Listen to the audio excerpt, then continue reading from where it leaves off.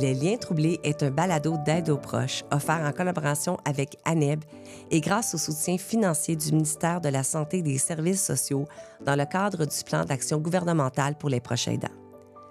ANEB est un organisme provincial à but non lucratif qui a pour mission première de garantir une aide spécialisée, immédiate et gratuite aux personnes qui souffrent d'un trouble alimentaire ainsi que leurs proches, et ce, depuis plus de 35 ans. Bonjour, je m'appelle Sophie Azito et je suis l'animatrice du balado Les Liens troublés.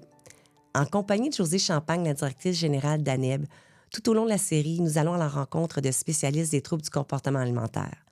Nous allons également recueillir des témoignages et partagerons des outils dans le but premier d'aider les proches. C'est en comprenant mieux la maladie et ses enjeux que les proches seront capables de soutenir la personne qui est atteinte d'un trouble alimentaire et réunir les conditions favorables à sa guérison.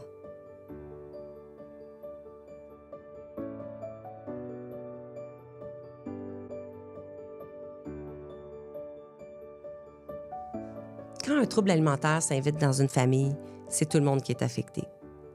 On entend rarement, sinon jamais, la perspective des frères et des sœurs d'une personne qui souffre d'un trouble alimentaire. C'est comme s'ils ne se donnaient pas le droit de parler de leur souffrance parce que c'est pas eux qui sont malades. Pourtant, entre l'attention des parents qui est tournée vers leurs frères et sœurs malades, la tension autour des repas et le fait qu'ils ne reconnaissent pas leur sœur ou leur frère, leur souffrance à eux est bien réelle. Gab, Zach et Marc sont 3 jeunes adultes qui ont chacun une sœur qui souffre ou qui a souffert d'un trouble alimentaire. Les 3 étaient amis avant que la maladie envahisse leur famille. C'est un point qu'ils ont en commun, mais qu'ils abordent rarement ensemble. Aujourd'hui, ils ont accepté d'en parler avec nous.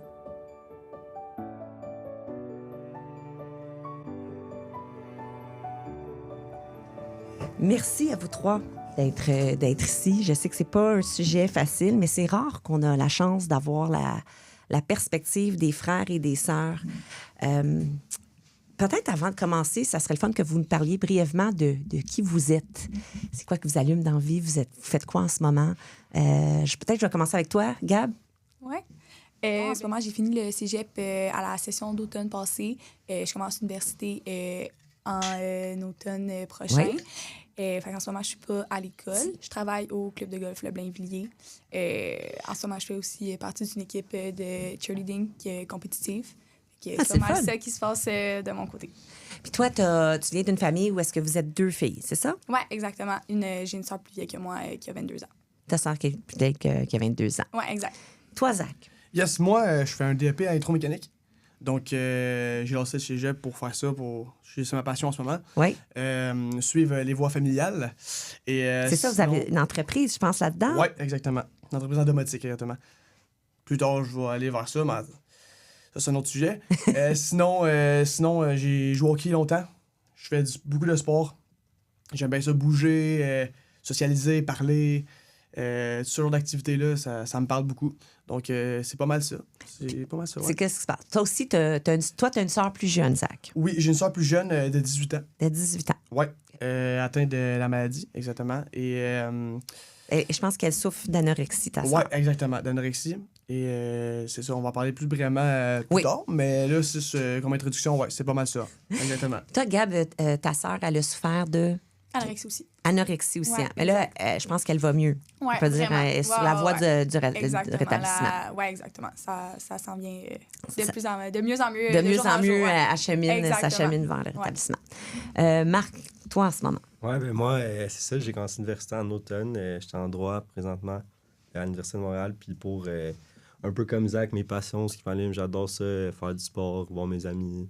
C'est ça, bouger. Puis le sport, c'est vraiment quelque chose que vous avez en commun. En plus que vous êtes amis depuis longtemps. Je pense que vous autres, c'est depuis le primaire. Ah ouais, primaire, secondaire. Ouais, exactement. C'est ça, c'est beau de voir que l'amitié, elle se poursuit.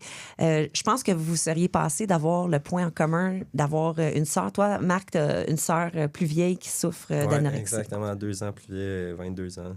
Ouais. Comme la sœur Oui, ils sont allés à l'école. de Gab. C'est ça, les sœurs, les 2 sœurs étaient dans la même année. Exact. Puis, est-ce que vous en êtes déjà parlé entre vous, le fait que vous avez vos sœurs qui, dans le fond, toutes les 3 souffrent ou ont souffert d'anorexie? Pas beaucoup. Non. Pas beaucoup, non. En fait, On n'a jamais parlé de ça. Jamais. Pas vraiment, C'est ça. non. Vous n'avez jamais parlé de ça, Non. même si c'est fait longtemps que... Ben, moi puis Marc, Une fois ou deux. une fois ou deux, Ouais, pas une petite discussion de 5 minutes. Mhm. Mais sinon, on n'est jamais allé profondément dans la conversation. Là, jamais. Non. Jamais, Puis- jamais, jamais. Pourquoi vous pensez que vous vous en êtes jamais parlé? Ben, pour ma part, je pense que c'est juste pour pas être lourd. Je veux dire, j'aime pas ça en parler aux autres. Juste, tu sais, ça devient lourd, puis je veux pas faire subir ça à d'autres personnes, je veux dire. Puis ça me fait pas un plus bien que d'autres d'en parler à quelqu'un d'autre, pour ma part, fait que... Toi, ça te fait pas plus de bien d'en parler. Puis c'est Non. comme probablement un sujet... Est-ce que tu te sens comme ça, toi aussi, par rapport à Ouais, ça? pas mal. Ouais, non, mais je suis d'accord. Là, j'en parle pas parce que, justement, on dirait que quand on se voit dans, on se voit dans c'est des ça. contextes Dans des pas contextes nécessairement festifs, propices à ça, tu sais. Puis je pense qu'en plein milieu d'une soirée, qu'on est tous ensemble, on décide pas de comme se mettre à part puis commencer à parler de ça. Je pense que c'est plus pour ça. Ouais. C'est la même chose, Marc. Ouais, ben c'est ça. Ben, c'est quand des contextes, c'est des fêtes, la fête de quelqu'un, on va au resto, puis des affaires comme ça, c'est pas... D'autres Moi, je affaires trouve nous pas Même à ça, l'école, exact. on- l'esprit, Ça me hein. tente pas de commencer à... Ben, pour ma part, ça me tente pas de commencer à parler de ça dans des moments comme ça. Là. Absolument. C'est lourd, hein? Puis vos sœurs ont été, je pense, pas mal malades, là, ou sont encore. Ouais. C'est pas mal malades. Tu sais, les troubles alimentaires, on le rappelle, c'est un continuum. Fait que des fois, tu peux être malade. Puis c'est pas je veux pas diminuer la souffrance de personne, mais on n'est pas tous au stage où vos sœurs ont toutes dû à être hospitalisées dans certains cas à plusieurs reprises. Ouais. Donc, vous avez vu le plus laid de la maladie. C'est lourd. Ça s'est installé aussi. Probablement, vous étiez assez jeune dans certains cas, dans la maladie, quand ça s'est installé. Comment on vit ça? Comment on vit ça quand tu es un frère et sœur? Puis là, tu commences premièrement... Les troubles alimentaires, les gens ne comprennent pas ça en partant. C'est pas très bien compris. Vous, qu'est-ce que vous compreniez de la maladie quand ça a commencé? Ben, pour moi, rien. Je savais même pas que ça existait, honnêtement, là. Je veux dire, je prenais ça un peu à la légère au début. Tu penses, c'est ça, tu Quand je réalisais prends- pas la gravité. C'est ça, pour quelqu'un qui est complètement l'opposé de sa sœur, qui mange constamment, je veux dire... Ah oui, un gars ado, on Ouais, sait, c'est ça. puis Je veux dire, moi, je suis dans ma tête, quelqu'un qui avait... Je peux te dire peur de la nourriture? Oui, mettons, mais qui a c'est peur de la c'est nourriture. totalement ça, la phobie de la Pour moi, nourriture. ouais. je comprenais vraiment pas ça. Je suis pas dans le déni, mais juste... C'était comme... J'avais jamais pensé à Que ça se pouvait. Ouais. Exactement, c'est ça. Fait que... Ouais. Au début, j'ai pris ça à la légère. Puis Et, quand est-ce que tu as réalisé que c'était pas si léger que ça? Ben, quand elle s'est fait hospitaliser la première fois. Toi, Quand- t'avais quel âge quand ça commençait la maladie? C'était en 2020, au jour début de la pandémie. Donc, il y a 4 ans, j'avais 16 ans. C'est ça. J'avais 16 ans. Donc, ça a commencé là, au début. Mais tu sais aussi, quand tu as 16 ans, Tu tu réalises remarques, tu réalises pas ces affaires-là. Tu réalises pas. Puis c'est plus quand tu deviens vieux, tu sais, tu développes une certaine maturité. Ouais. Tu commences à comprendre un peu ce que les autres vivent. Puis c'est plus là. C'est plus Ok. qu'il y a, mettons, un 8 mois, j'ai commencé un peu à réaliser que c'était... que c'est une maladie sérieuse, Ouais, un exactement. enjeu de santé mentale. Exactement. Ouais, c'est ça. Est-ce que toi, tu te vois sourire, Gab? Non, mais je le comprends quand même. Ouais. Tu sais, moi, ça est arrivé quand j'étais pas mal plus jeune. Là. Tu sais, ma soeur, ça a commencé en secondaire 1 pour elle. Fait que j'avais 10-11 ans. Fait que, tu sais, à 10-11 ans, tu C'est comprends un concept pas. abstrait. Exactement. Puis, tu sais, juste à 16 ans, comme Zach dit, tu sais, même là, on le sait pas. Fait que imagine à 10-11 ans, comment tu Ouais. le sais pas. Fait que je pense que je comprenais pas, je le savais pas. Tu sais, c'est avec les années que j'ai comme commencé à plus comprendre puis voir que c'était quand même quelque chose de sérieux. Mais autant jeune, je comprenais pas. Tu comprenais Non, pas. non, non. Toi, Marc? Pour moi, ben, c'est ça, encore l'incompréhension, je dirais. Puis on se attention même en même temps que Gabi vers quand j'avais en 5e année, je pense, j'avais 10 ans. Fait que c'est voir sa sœur changer sans vraiment sans comprendre c'est quoi qu'elle vit puis pourquoi. Fait que tu sais, t'as 10 ans, mais tu vois juste son comportement changer. Il y a des périodes de crise. Fait que c'est ça. Puis avec le temps, là, on apprend, on a des informations de plus. Mais même à ça, pour quelqu'un qui n'est pas affecté de ça, puis qui, comme Zach dit, tu sais, j'adore manger, puis j'ai jamais pensé à ça. Fait que c'est dur à comprendre. Très difficile à comprendre. Mais je sais, puis ça revient tout le temps pour les proches, mais pour les gens. Est-ce que vous avez l'impression que le fait que c'est aussi difficile à comprendre, c'est ça qui coupe aussi que... Est-ce que si votre sœur avait été atteinte du cancer, exemple, vous en auriez peut-être parlé plus facilement? Parce que tu dis à quelqu'un, ben ma sœur, elle souffre de cancer, t'as pas besoin d'expliquer c'est quoi le cancer. Tandis qu'avec le trouble alimentaire, on a un blocage additionnel. Parce que si tu dis ma sœur souffre d'un trouble alimentaire, les gens, si nous, on ne comprend pas, les gens qui, à l'extérieur, comprennent encore moins, puis tu n'as pas le goût de commencer à faire un crash course de je vais t'expliquer c'est quoi un trouble alimentaire nécessairement quand on ne le comprend pas. Est-ce que ça se peut que ça soit une composante qui isole aussi? Oui, ça, c'est sûr. Ça, quand j'ai un de mes amis, c'est le seul que j'en parle un peu, puis lui, au début, quand j'en parlais, il comprenait absolument pas. Puis comme tu te dis, le cancer, ça, c'est arrivé dans presque toutes les familles. Il y a un proche souvent qui prend un cancer. Puis tout le monde comprend c'est quoi un peu. Oui. Mais comme ça, lui, il comprenait absolument pas au début. Puis je le comprends. Je veux dire, c'est difficile un peu à comprendre, surtout quand tu le vis pas. Oui. Mais, fait que ouais, comme je dis, ça crée comme une barrière que je vais en parler. J'en parlerai pas, même si ça aurait le cancer, j'en parlerai pas. T'as pas l'impression que t'en parlerais pas plus nécessairement? Non. Donc, toi, tu as l'impression que même si, c'est ça, tu t'en parlerais pas nécessairement plus, mais je me dis, au moins, ça donnerait pas cette barrière-là, mais avez-vous l'impression que c'est comme ça aussi? Parce que le trouble alimentaire, comme je dis, on n'a pas le goût de l'expliquer en partie. Marc, tu as mentionné, c'est ça que tu as vu, le caractère de ta sœur changer. Est-ce que c'est quelque chose que vous avez tout... Comment vous avez vécu ça? Comment ça a changé votre relation avec votre sœur? Pour ma part, je dirais, avant que ma sœur soit atteinte de l'anorexie, c'était comme ma meilleure amie, puis je passais beaucoup de temps avec elle, puis des activités, tout ça. Mais je pense qu'une fois que tu commences à être là-dedans, il y a juste une déconnexion qui s'est faite parce qu'on n'est plus sur les mêmes... tu sais, moi, je suis dans mon sport, je vois des amis, je sors, puis elle, c'est... OK, ma bouffe, des activités comme ça. Fait que c'est juste, comme on est séparés, c'est deux mondes complètement différents. Fait que je pense que c'est pour ça qu'il y a comme une petite... c'est ça, il y a une séparation d'isolement de chacun des bords, puis t'es plus capable de connecter comme avant. Parce que, elle est juste est dans son monde, si on peut le dire. Fait que moi, c'est un peu comme ça que j'ai vécu. Que tu l'as vécu. Ouais. Je vois, Zach, pour moi, que vous... Est-ce que c'est comme ça que ça s'est passé pour vous aussi? Oui, mais dans le fond, pas mal comme Marc, là, je pense que quand j'étais jeune, moi, j'ai tout plein de bons souvenirs avec ma soeur. Puis à partir de là, vraiment une coupure qui s'est faite. Là. Je pense qu'on s'est éloigné. Un gros fossé entre nous deux. C'est que c'est plate parce que justement, on le sait, les trucs qu'on a, mettons, les bons moments qu'on a passés avant, puis après, tu te dis que ça fait en sorte qu'il y a une coupure entre nous deux. Puis là, après, moi, je peux parler pour un peu plus. Là, après, là, je vois que ça revient dans les c'est en train de revenir. Absolument, oui. là, plus que comme que je pourrais espérer. Fait que, mais oui. ça, je vois vraiment le moment, la coupure, mettons, les certaines années où la maladie a affecté notre relation, c'est sûr. Fait que vous êtes en mode rattrapage. Absolument. Mais au moins, il y a quand même un message d'espoir là, dans ce que tu nous dis. Absolument. Pour ceux qui... parce que des fois, t'as-tu l'impression que, comme Zach, tu vas retrouver ta sœur? Toi, c'était quoi ta relation avec ta sœur avant la maladie? Moi, je faisais un peu moins d'activité avec elle. C'est ta sœur plus jeune, toi, c'est ça? Ouais, moi, elle était un peu plus jeune. Mais tu vois qu'elle était énergétique, tu vois qu'elle avait de l'énergie, tu sais, elle niaisait, tu sais, elle était drôle. Puis là, plus que t'avances dans la maladie, plus qu'elle devient renfermée comme dans sa bulle. Oui. Fait que ça, on dirait que sa personnalité, elle change, vraiment. Fait que c'est juste j'étais déstabilisé, là. Je veux dire, c'est comme si tu vois ta soeur qui a tout le temps été pareil, puis là, pas du jour au lendemain, mais je veux dire assez rapidement. Ouais, assez rapidement, sa personnalité, comme elle change drastiquement. Donc, je suis déstabilisé, mais c'est comme ça, là. J'entends, il y a un deuil qui se fait. Il y a comme presque un deuil parce qu'il y a un deuil de relation avec... je l'ai beaucoup entendu, Marc, dans ce que tu dis, il y a... tu perds tes repères, la personne qui était ta meilleure amie, et puis là, puis vous avez mentionné aussi comme sa bulle dans son monde. C'est quelque chose qu'on sait qui revient souvent. Les personnes qui souffrent d'un trouble alimentaire il y a une obsession autour de la nourriture, puis souvent, ça devient leur monde. Puis c'est ça qui fait que tu as un fossé. Mais quand tu as 10 ans, 12 ans, 16 ans, qu'est-ce que tu fais? Est-ce que tu vas lui en parler? Est-ce que tu parles à tes parents?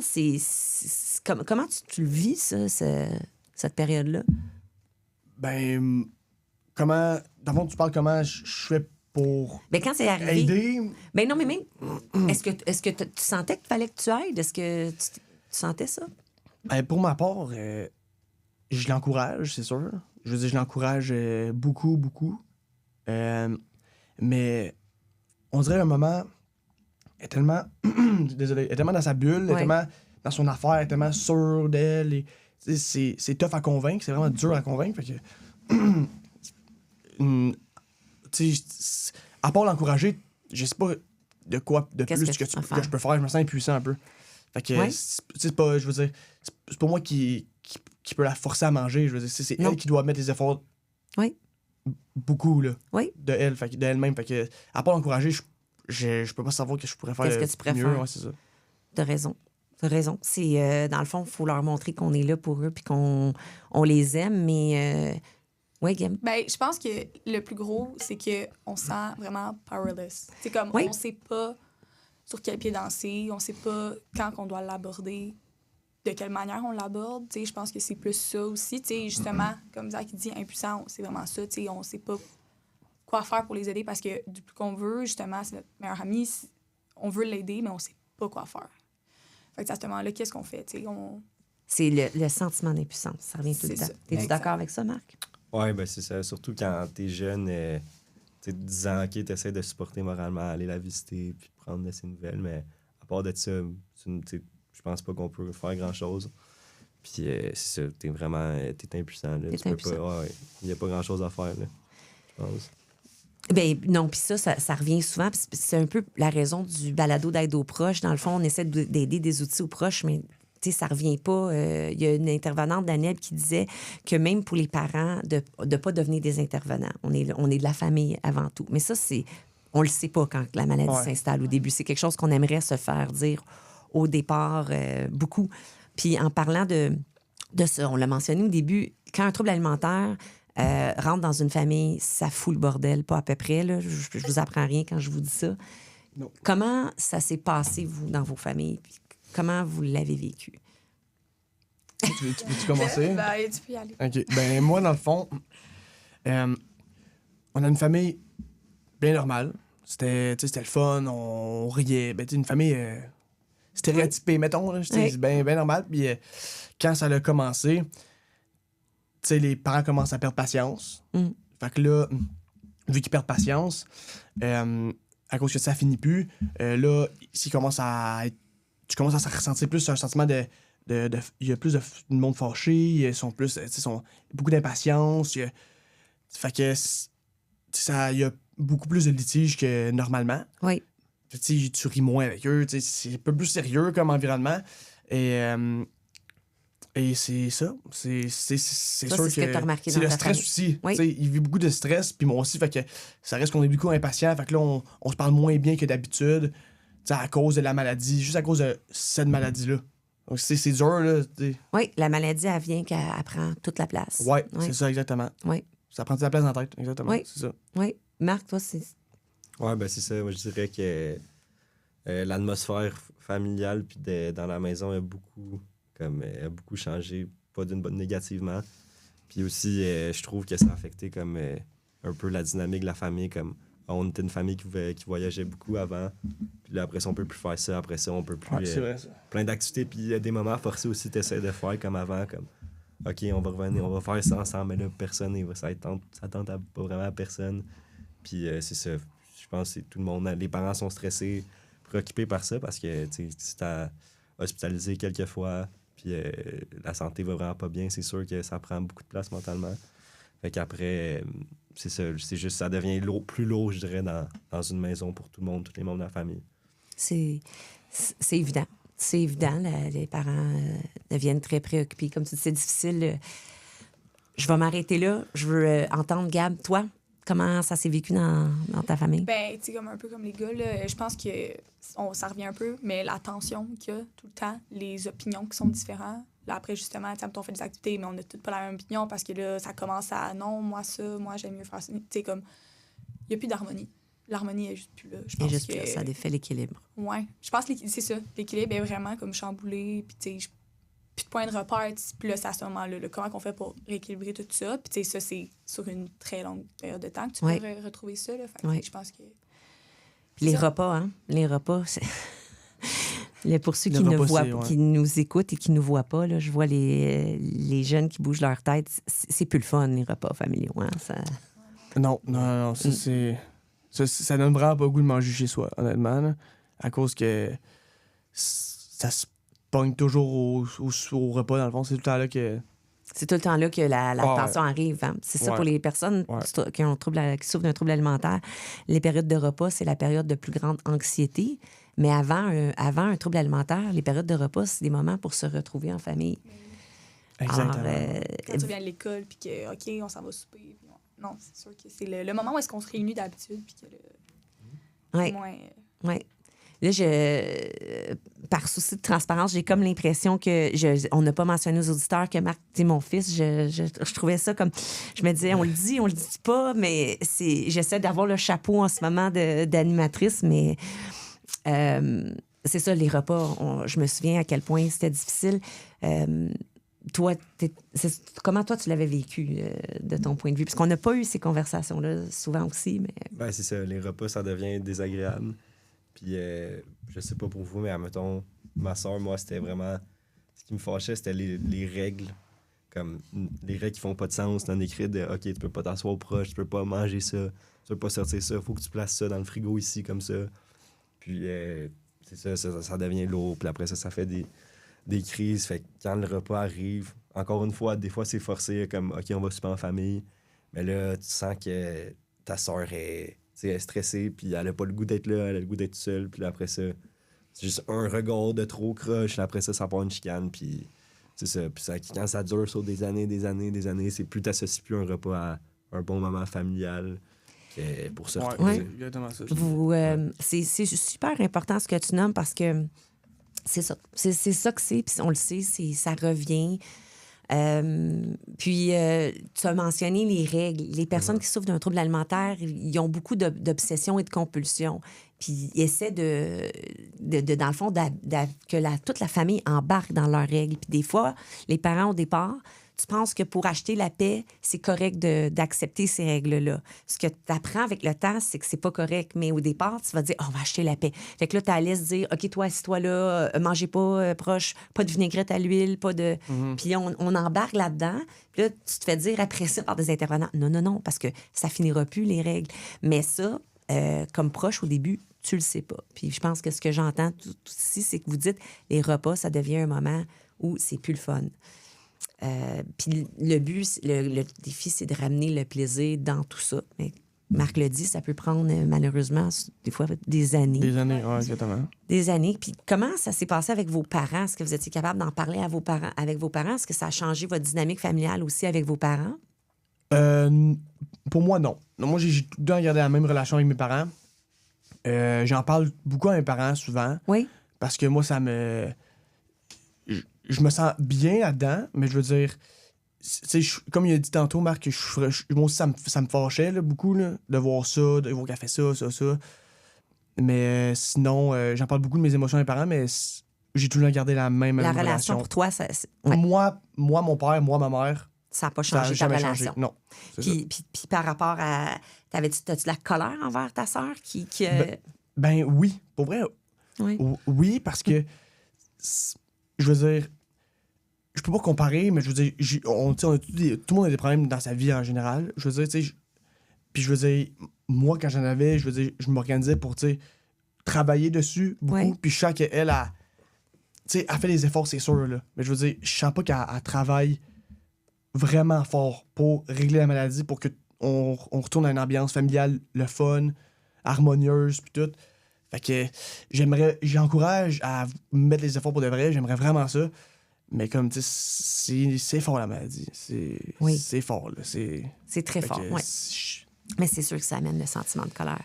Gab, toi? Par rapport avec mes parents? Par rapport à tes parents? Non, ma relation, elle n'a pas changé avec mes parents. Je pense qu'ils ont... C'était comme deux trucs différents, tu sais, je pense que... Ils mettaient leur chapeau avec ta sœur, puis ils avaient le chapeau avec toi. Ouais. Tu sais, c'est sûr que, justement, j'étais jeune. Fait que c'est difficile de... Tu sais, j'en parle pas avec mes parents, tu sais. Je veux dire, quand ça vient sur le sujet, c'est peut-être très en surface. En surface, exact. Mais non, puis je pense que le plus gros, même quand... Oui, je veux dire, c'est quelque chose qui pèse sur la conscience quand même souvent, c'est juste le problème, tu sais, en tant que tel, là, mais ça me tentait pas d'en rajouter par-dessus sur mes parents. Tu sais, je pense avais l'impression qu'il y en avait déjà assez dans leur assiette? Ouais, exact. Je pense que j'essayais juste de, moi, pas leur mettre plus sur l'assiette parce que je suis comme crime. Je peux même pas imaginer comment ça doit être difficile. Et puis, en fait, je l'ai vu que c'était une passe difficile pour mes parents. Oui. Ça, c'est vrai, ça. Ouais. Fait que je pense que après ça, t'as pas envie d'en rajouter. Fait que tu Mais est-ce que essayes tu- de le garder pour toi, puis Ouais. t'essayes de pas en parler, puis t'essayes de juste faire le mieux. T'es comme essayer d'être toi de tous les jours pour essayer de les enlever de ça. Mais en tout cas, moi, de mon côté, C'était j'essayais comme de ça? faire ça. Je voulais Ça pas se leur en savait? rajouter sur leurs assiettes. Ben, c'est ça, ben, je veux juste rajouter. C'est comme elle a dit, tu sais, tu prends le rôle, vu ils ont 2 enfants, Oui. toi et ta sœur, toi, tu prends le rôle de l'enfant qui veut pas leur donner plus de problèmes que ça. Tu feras pas Fait, de trouble. fait que tu fais le. Tu sais, tu veux pas d'obstiner avec eux, t'écoutes tout ce qu'ils disent, tu veux même pas les. avoir une discussion qui peut amener à s'obstiner. Tu veux juste être l'enfant là, qui donne le moins de problèmes possible tellement que tu te mets à leur place parce que ça doit être terrible ce qu'ils vivent pour l'autre enfant. Donc, c'est vraiment ça. Je comprends ce qu'elle dit. Ouais, moi aussi, c'est ça. Puis un sentiment aussi que les parents sont comme, on l'a dit tantôt, mais plus impatients. Puis c'est pas comme, des fois, ça te retombe dessus, mais tu sais, tu commences à avoir un argument, puis ils viennent de dealer avec une crise, admettons. Je pense pas que c'est le temps pour personne de comme, justement parler à ses parents, puis comme pas les écouter ou c'est ça, entrer en conflit avec. Ça tente à personne de faire ça. Puis sinon, les rapports, moi, je pense pas qu'ils ont vraiment changé. Je dirais juste que c'est quand ça vient à ce sujet-là, pour ma part, il y a comme je me renferme dans le sens que j'ai pas le goût d'en parler parce que après comme 10 ans que ça dure, puis qu'il n'y a pas vraiment de progression, je suis comme OK, c'est bon, comme mais je veux pas entendre des développements là-dessus. C'est pas que ça m'intéresse pas, j'adorerais ça que ma soeur aille mieux, mais tant que je le vois pas, j'ai pas le goût d'en parler avec mes parents nécessairement. Je peux comprendre. Ce que j'entends, vous êtes quand même, par la bande, mis une énorme pression d'être l'enfant, pas de trouble, parce qu'il y a un enfant qui causait du trouble. Ça amène une pression en temps normal. Tu le fais inconsciemment, mais il semble y avoir une pression pour pas en rajouter aux parents, alors que, tu sais, peut-être que tu avais le goût des fois de faire une gaffe ou tu avais le goût des fois de faire ta crise toi aussi pour quelque chose. Vous voulez comme pas permis. Est-ce que il y a un ressentiment là-dedans? Est-ce que vous avez... Il y en a eu une pression additionnelle là, que vous vous êtes mis? Ouais. Oui, c'est sûr. Mais je pense que, tu sais, je le prends pas négativement. Parce que, tu sais, là, on se dit, nous, on met de la pression. Mais, tu sais, moi, dans ma tête, c'était plus comme, je vais me la mettre, cette pression-là, parce que je veux juste Que ça soit plus bien. harmonie. Fait que, tu sais, on dirait que j'ai comme pas réalisé que c'était peut-être une pression que j'aurais pas dû mettre parce que, Je comprends. on est là pour aider les autres. oui, Puis oui. je le dis tout de suite, comme c'est pas une pression que tu dois te mettre parce que, justement, je pense que ça nous a sûrement empêchés ou juste. C'est pas le fun d'avoir cette pression-là, mais à ce moment-là, moi, je me disais que c'était la meilleure chose à faire parce que je voulais juste aider mes parents puis je voulais aider la situation familiale. Qu'est-ce que vous conseilleriez à quelqu'un là, qui écoute un jeune? Est-ce que tu te la mets, cette pression-là? Ou si c'était à refaire, feriez-vous la même chose? Oh my God. C'est Question parce philosophique. que c'est tellement différent de situation à situation. Ouais. Puis c'est tellement pas pareil. Tu sais, là, oui, on a ça en commun, mais la situation de Emma, Harry puis ma soeur, c'est tout différent. C'est Fait que, vrai. tu sais, c'est difficile de dire comment agir parce que la personne qui écoute doit sûrement vivre une situation complètement différente de la nôtre aussi. Là. Fait que, tu sais, Ce qu'ils ont en commun, c'est la tension dans la famille. ouais. Ils ont que le trouble alimentaire a changé la famille. Puis comme jeunes, peut-être, eux autres, ils se sentent impuissants aussi. Fait que peut-être au moins le nommer. On n'a pas les recettes magiques aujourd'hui, mais nommer que ça se peut que tu décides de te mettre une pression, mais en même temps, ça n'appartient pas aux frères et sœurs. Mais c'est pas facile quand le frère et sœur, ils voient ça. J'imagine que pour un jeune, tu te dis, ben moi, j'en rajouterai pas. Je peux comprendre que vous avez fait ça. On a nommé le sentiment de colère. Zach, toi, Gab, y en avait-tu un sentiment de colère envers ta sœur? C'était pas par rapport à la maladie, puis non, j'avais pas un sentiment de colère. Je pense que c'était tellement juste l'incompréhension, par-dessus incompréhension. Tu sais, mais pourquoi? Pourquoi c'est ça qui se passe? Pourquoi tu fais ça? Tu sais, comme j'aime... Puis tu sais, moi, je comprends pas, mais elle comprend pas plus moi. Elle comprend pas pourquoi pour moi, c'est pas un problème, tu sais. Fait que je pense que, tu sais... Ça, c'est un point de vue intéressant, que toi, tu Ouais, dis qu'elle, ouais. elle comprenait pas non plus. Mais non, parce que pour eux, sûrement... Tu sais, puis là, je suis pas une pro du tout du trouble alimentaire, là, mais tu sais, je pense qu'elle non plus, elle comprend pas, nous. Et nos sœurs ne nous comprennent pas, parce que pourquoi eux, c'est correct pour eux, puis pour eux, ça ne l'est pas. Il y a peut-être de l'envie aussi que Absolument. dans notre tête, c'est plus facile que dans la leur. Mm-hmm. Parce qu'il y a une guerre comme qui. Mais ça, tu sais, tantôt, tu mentionnais, Zach, la maladie, malheureusement, il y a une grande part de déni, surtout dans les premières années. Puis je pense que ça, c'est une des choses les plus confrontantes pour les proches. Parce que d'habitude, on revient tout le temps à notre exemple de cancer, mais quand quelqu'un a le cancer, il n'est pas en déni qu'il a le cancer, puis il va accepter les traitements, règle générale. Un trouble alimentaire, ils ne reconnaissent pas qu'il y a un trouble alimentaire souvent au départ, puis ils vont refuser ou faire du sabotage au départ. Ce qui est très, très difficile pour des proches, parce que si tu es malade, pourquoi tu ne veux pas essayer d'aller mieux? De là, le sentiment de colère qui peut exister. Toi, Marc, je pense que je me trompe pas si je dis qu'il y en avait de la colère aussi. Oui, ben c'est ça. Ben, comme on disait, ça a affecté tous les rapports familiaux. Il y a plein d'affaires que tu peux plus faire, Puis c'est juste... Des fois, c'est lourd à comme, OK, je vais inviter des personnes à la maison, mais comme, faut que je laisse son espace, je veux pas faire trop de bruit, puis des affaires comme ça. Puis aussi, comme, OK, c'est sûr que même si tu le sais que c'est pas de sa faute, puis que c'est une maladie mentale, puis il y a personne, tu sais, c'est un dysfonctionnement du cerveau, si on veut, c'est sûr que tu mets une part de responsabilité à ta sœur, que c'est elle qui provoque tout ça, puis que c'est de sa faute s'il y a une détérioration des relations familiales, puis de l'atmosphère de la maison, parce que c'est vraiment, on va se le dire, c'est à cause de la maladie.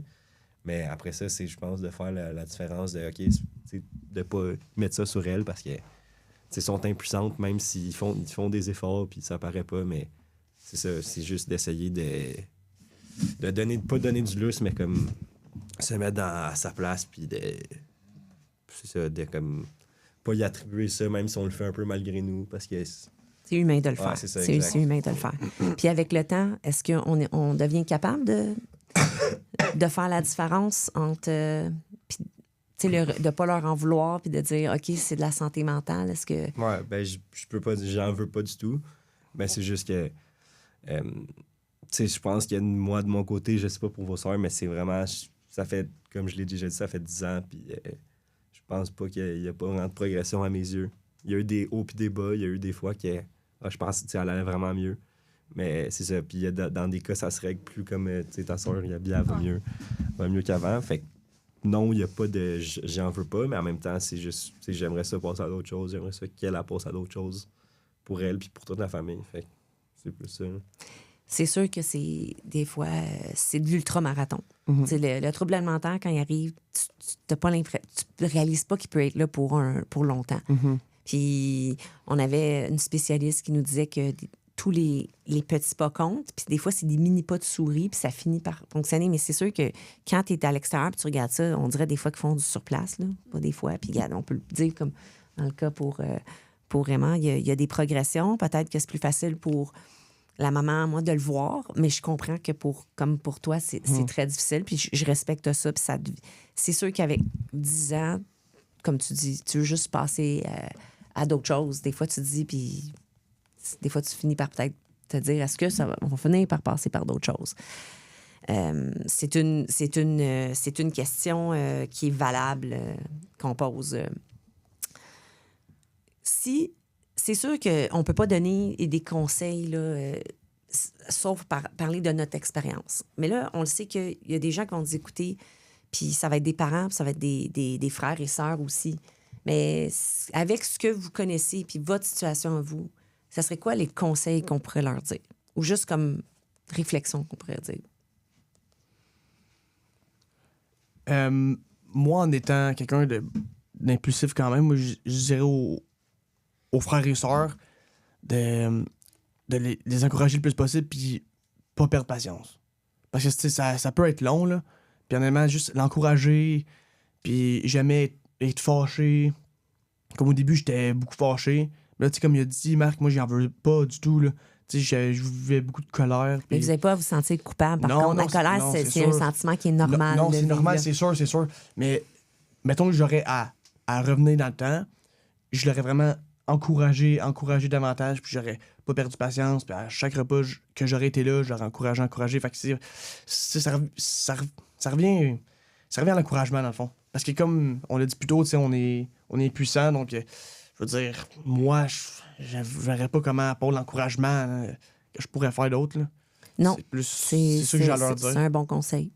Toi, Gab? Moi, je pense qu'à refaire, j'irais m'informer plus. au début. Là. Excellent je pense conseil. que j'irais lire beaucoup dessus, m'informer, parce que justement, comme on peut dire, là, on comprend pas. Fait que je pense que je m'informerais pour essayer de la comprendre. Puis je pense que dans les moments où elle est plus seule, parce que, tu sais, comme on disait, là, je pense que nos sœurs se mettaient beaucoup à l'école. Ça renferme beaucoup. Puis dans ces moments-là, je pense que j'irais la voir puis essayer de la ramener. De la ramener. Ouais. Fait que c'est un genre de... essayer d'avoir une connexion, même si c'est difficile de garder puis s'informer. Je me ramène à ces années-là, puis la connexion n'était pas là, puis il n'y avait pas moyen que j'essaye de la garder comme cette connexion-là, mais si je pourrais recommencer puis réessayer encore plus fort, je pense que je le ferais. Tu le ferais. Ouais. Ça serait ça le conseil que tu donnerais. Ouais, moi aussi, je dirais de moins s'isoler, chacun son bord. Ouais. Elle a des affaires difficiles, mais ça reste, c'est ta soeur, tu la connais mieux que personne, puis n'importe qui, fait que juste de garder un lien avec, même si c'est normal qu'il va être moins fort qu'avant, puis que la connexion va être pareille, mais juste faire un effort pour pas chacun. Moi, il y a un moment que j'adressais quasiment pas la parole à ma soeur. Puis là, je suis plus comme ça, mais c'est juste, je pense à l'aide si c'est juste communiquer plus avec ta soeur. Puis je pense que ça va l'aider aussi pour son moral, tout ça. Puis pour le tien aussi, à la place de faire des lévitements, c'est juste parler ou j'aime pas ça quand tu fais ça, ou plus communiquer, je pense que c'est la clé là, de garder une relation positive. Ouais, pas à chaque fois qu'une discussion avec, que ce soit négatif. Non, que ce soit positif. Ouais, exact, aussi, je comprends. Okay. C'est un conseil. En même temps, on est conscient que selon l'âge, quand tes frères et sœurs, que tu vis ça, il y a un mécanisme de protection aussi qui s'installe. Fait que c'est pas facile tout ça, mais c'est des excellents conseils. Je vous demande un dernier aux parents qui nous écoutent. Parce que les parents sont toujours une des questions qui revient au début. Puis moi, pour l'avoir vécu, tu t'inquiètes pour le frère et sœur qui n'est pas malade. Tu sais qu'il y a un impact. Qu'est-ce que vous diriez aux parents? De comment réagir avec le frère et sœur? Il y a un moment où on demandait à Marc, s'il y a quelque chose, tu nous parles, hein? Viens nous voir si tu parles. Il avait dit, regarde, j'ai compris. S'il y a quelque chose, j'allais vous parler. Mais tu sais pas quel conseil dire au frère ou sœur qui est pas malade ou comment lui parler de la maladie. Qu'est-ce que vous auriez aimé ou que vous suggéreriez aux parents qui nous écoutent? Ouais, là, j'essaie vraiment d'y penser. C'est pour ça que... Pour moi, je dirais comme... Pas que vous ne l'étiez pas, mais juste de continuer à être présent pour...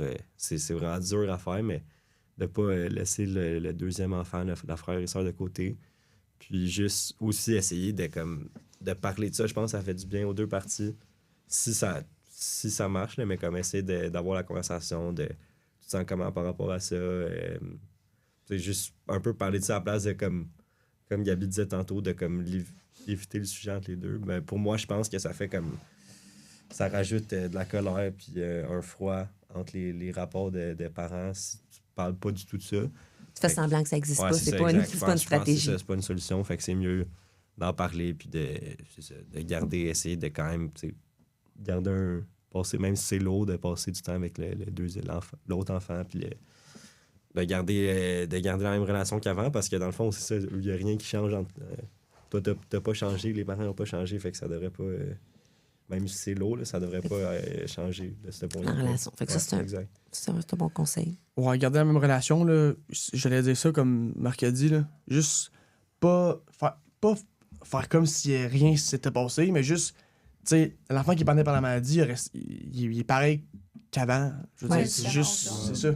Je veux dire, fait que juste être autant présent que les parents étaient là pour l'enfant avant qu'après. C'est comme il a dit, dans le fond, je le fais en réponse courte, mais c'est ça, exactement, c'est ça. Ouais. Gab, ça serait ça ton conseil? Ouais, mais je suis d'accord avec les gars, puis je pense aussi que, tu sais, comme moi je disais tantôt, j'en parlais pas justement, parce que je voulais pas en racheter. Oui. Mais, tu sais, les parents, si eux aussi n'ont pas envie peut-être d'en parler avec l'enfant directement, peut-être qu'il y a moyen d'aller chercher de l'aide externe. Peut-être que si l'enfant veut aller en parler à quelqu'un d'autre, pour justement pas en rajouter sur les parents, mais pouvoir quand même en parler, puis se livrer, je pense que ça pourrait être une bonne idée. Je pense que c'est peut-être une solution qui peut être pour les parce que des fois, les parents, il n'est pas un intervenant. Donc, il y a de l'aide aux proches. Et c'est de là, comme chez Aneb, il y a des groupes ouverts pour les proches.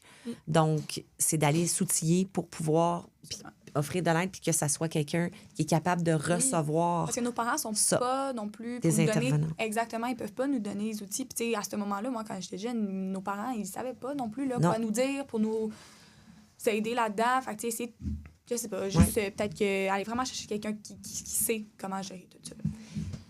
Y a-t-il un message que vous voulez donner à vos sœurs avant de partir? Ben, moi, que je l'aime, puis que j'ai hâte qu'elle revienne à la maison, que je vois dans sa face qu'elle a du fun, qu'elle a de la joie de vivre, puis la hâte de l'avoir au souper, manger comme il faut, puis, tu sais, avoir des bons soupers familiales, là. C'est ça que j'ai à dire. C'est ça que tu lui souhaites? Ouais. Moi, je souhaite juste de guérir, puis de retrouver sa joie de vivre, comme ça qu'elle dit, puis que je l'aime, j'aime ma soeur, puis j'espère qu'elle va guérir, puis elle va mieux aller, éventuellement. C'est ça, hein? Moi, aussi, je l'aime fort, puis que je trouve qu'elle est forte, puis que je peux même pas imaginer qu'est-ce qu'elle vit, mais que je suis vraiment fière du parcours qu'elle a fait. Je suis émue. Vous êtes magnifique. De vous avoir ouvert, c'est très aidant. Je vous le dis, j'aurais aimé ça pouvoir, au début de la maladie, avoir écouté des jeunes comme vous. Ça aurait aidé dans le parcours. Puis j'espère que les gens vont le recevoir dans toute l'authenticité puis la générosité que vous avez eue de partager avec nous.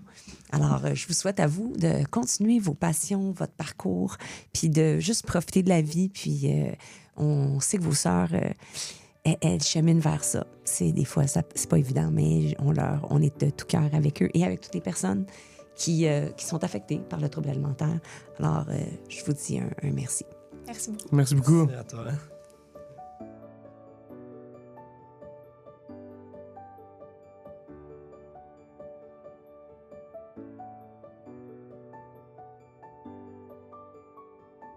Le but de ce balado est d'apporter de l'aide et de l'information aux proches d'une personne qui souffre d'un trouble alimentaire. Vous n'êtes pas seul et vous n'avez pas à souffrir en silence. Pour de l'aide additionnelle, ANEB offre une ligne d'écoute, du service de clavardage, de texto, ainsi que des groupes qui sont spécifiquement conçus pour les proches. Pour plus d'informations, visitez anebquebec.com. Ce balado a été produit et réalisé par Sophia Zito Productions.